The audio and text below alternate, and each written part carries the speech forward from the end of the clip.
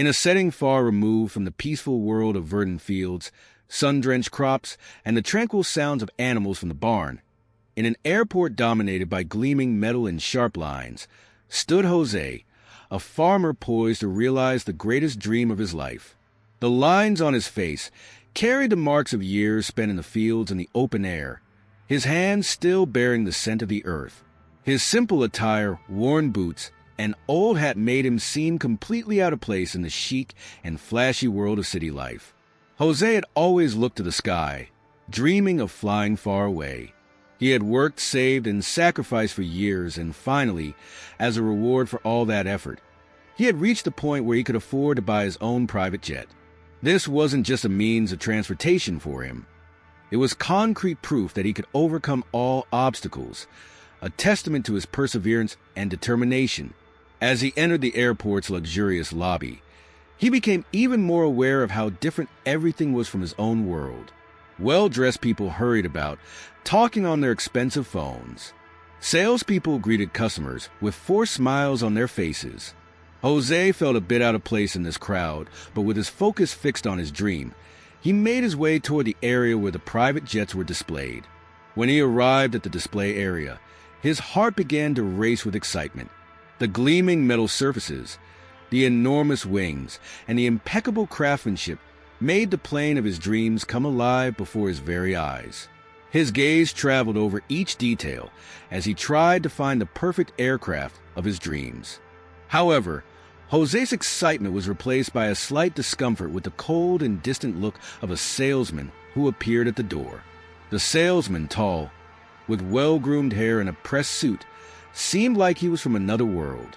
After sizing José up from head to toe, the smile on his face vanished, replaced by a mocking expression.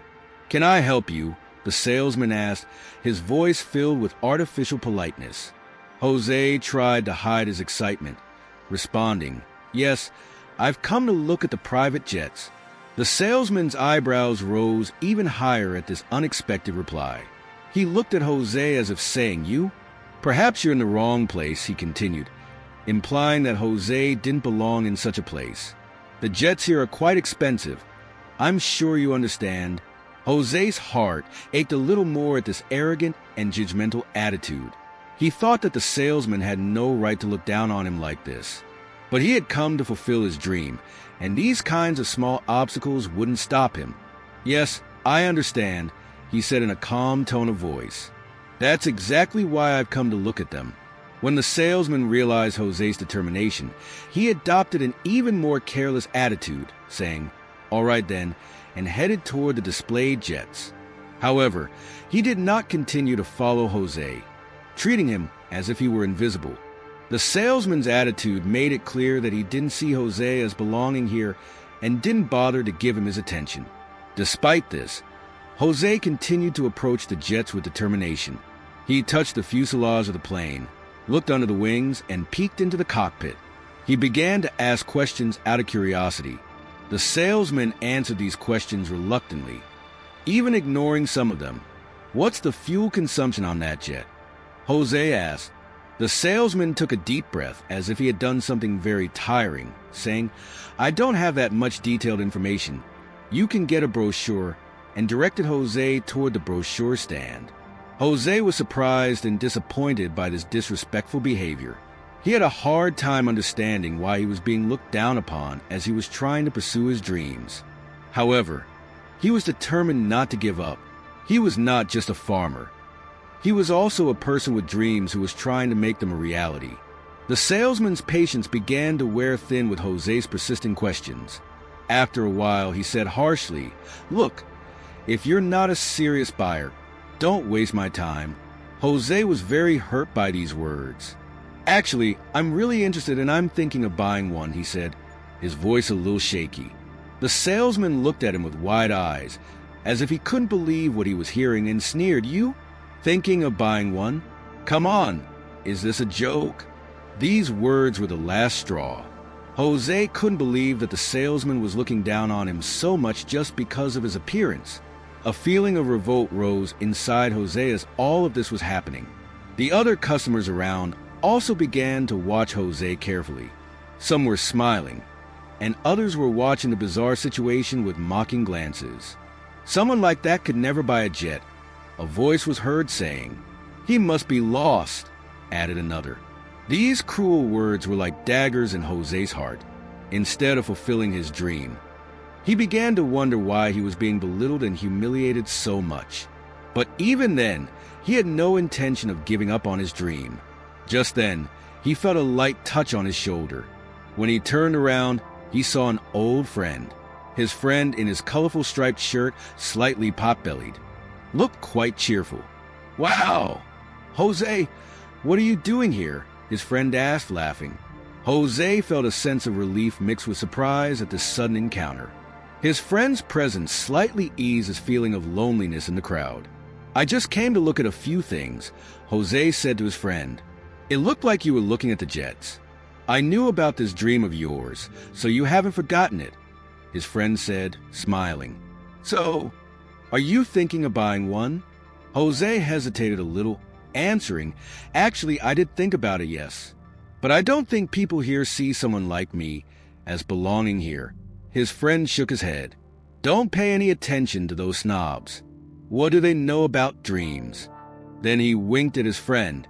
"It looks like you have enough money to buy a jet, right?" he said, laughing. While José was chatting with his friend, he realized that people around them were still watching. Their constant gossip and stares continued to bother him. "Maybe he just came to take a picture," someone whispered. When José heard these belittling words, the anger inside him grew even more. But he was trying to hold himself back. "Hey, you farmer," a voice was heard. The salesman had now raised his voice. "With that rusty hat and those dirty clothes, who do you think is going to take you seriously? You go back to your farm. What do you know about planes?" These mocking words had triggered the anger inside José. At that moment, he had been criticized so harshly for the first time in his life, and this situation bothered him very much. This time, he had decided not to back down. The farmer, who had always been quiet and calm, could no longer remain silent in the face of this humiliation. José slowly turned toward the people around him.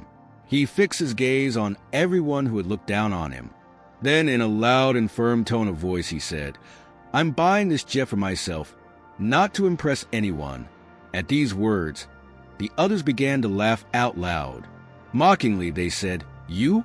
Ha ha! You're going to buy a jet? Don't be ridiculous. Look at your clothes. Muddy boots, stained t-shirt, a dirty hat. You can only do good work on a farm. You can never be like us." José repeated these cruel words and said with a sarcastic smile, "I don't want to be like you. I have the courage to follow my dreams. That makes me better than you." The men continued to laugh mockingly. "Keep dreaming. Let's see how many years it will take you to save that much money. Maybe 100 years. Maybe even more. Then what will you do even if you buy your jet? Who will fly it for you? You can only till your own field," they said. The anger inside José grew even more with these words. Trying to pull himself together, he said, "I'm not dreaming. Here's the proof," and pulled out a check from his pocket. The check was for the exact price of the jet. Looking around, José said, "So, I couldn't buy a jet? What happened now?" The people around him looked at José with great surprise. The mocking expression on some of their faces turned into a mix of surprise and embarrassment. "I think we should leave here," said one of the men, stammering. "I don't want to get into trouble." But José was not going to give up this time. "Wait a minute," he said, raising his voice. "My son needs to know what you did." José took out his phone and called his son. "You need to come here immediately. Several men and a salesperson are discriminating against me," he said. Less than an hour later, José's son walked through the airport door. His son, dark-skinned, wearing a sharp suit, walked with determined steps. He was angry at the treatment his father had received. "Dad, are you okay?" his son asked, hugging his father. José nodded. "Yes, I'm okay. But you need to see what these people have done to me."